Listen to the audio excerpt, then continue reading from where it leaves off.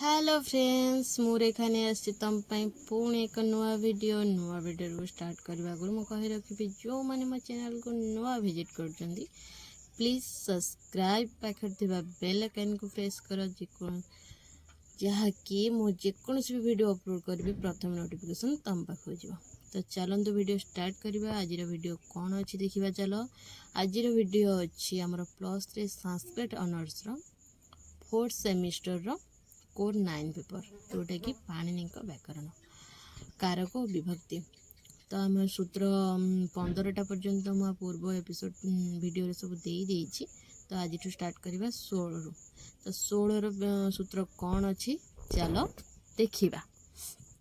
तो देखा कहवा आगुरी मुझे कही रखी जो मैंने प्लीज वीडियो को देखुच गोटे like and share and comment कर।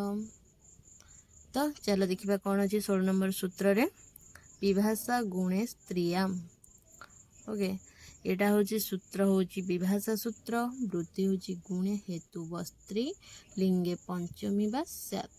अर्थ भी दे व्याख्या दे भल से बुझे एठी हमर उदाहरण भी दे। तो देखी नि कौन अच्छी यार व्याख्या सह उदाहरण। तो देखी सार जीवा एबे नेक्स्ट पेज को जीवा आगुरी मो कही रखी मो चैनल को जी नुआ विजिट कर प्लीज लाइक एंड शेयर करो सब्सक्राइब प्लीज। नेक्स्ट पेज को आम आसीगले। नेक्स्ट पेज रे कौन अच्छी देखा चलतु। तो सेपटे गोटे उदाहरण थिला एपटे आउ गोटे उदाहरण। तो तुमको बुझे सुविधा हम। तो आम एबे आसीगले आउ गोटे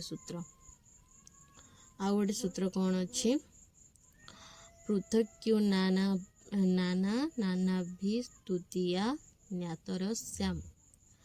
तो आमर देखिन ये भी एक विभाषा सूत्र। वृत्ति अच्छी यही होएगे तृतीया स्यात् पंचमी द्वितीया च। अर्थ दे व्याख्या दे सॉरी व्याख्या। तो जीवा नेक्स्ट पेज को। नेक्स्ट पेज रे कौन अच्छी देखा। तो नेक्स्ट पेज को जीवा अगर मुझे कही रखी चैनल को जो मैंने नुआ विजिट कर subscribe please like and share comment. Okay next page को जीवा चलो कौन अच्छी देखा।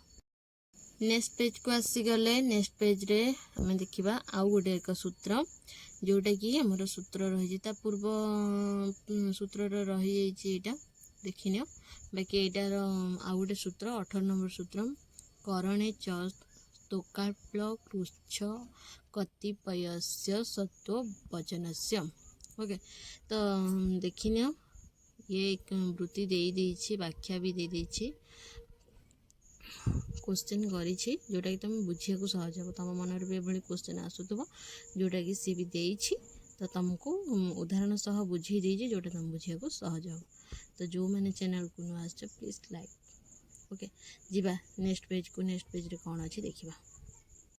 नेक्स्ट पेज को आम आसीगले। नेक्स्ट पेज को आसे आगु यहाँ नेक्स्ट एंड लास्ट पेज आमर यहाँ पंचमी विभक्ति थिला जोटा कि 19टा सूत्र थिला। तो 19टा सूत्र रू आम देखिन तार आंसर पाईगले। आपर षष्ठी विभक्ति स्टार्ट हम। षष्ठी विभक्तिर सूत्र मुझे तुम मानू देखईदेवी।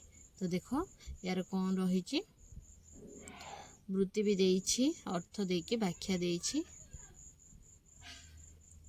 ओके तो उदाहरण सह दे जो मैंने न बुझी पारुछ कमेंट कर कौट जब असुविधा हम बुझे मत कमेंट कर बुझेदेवी।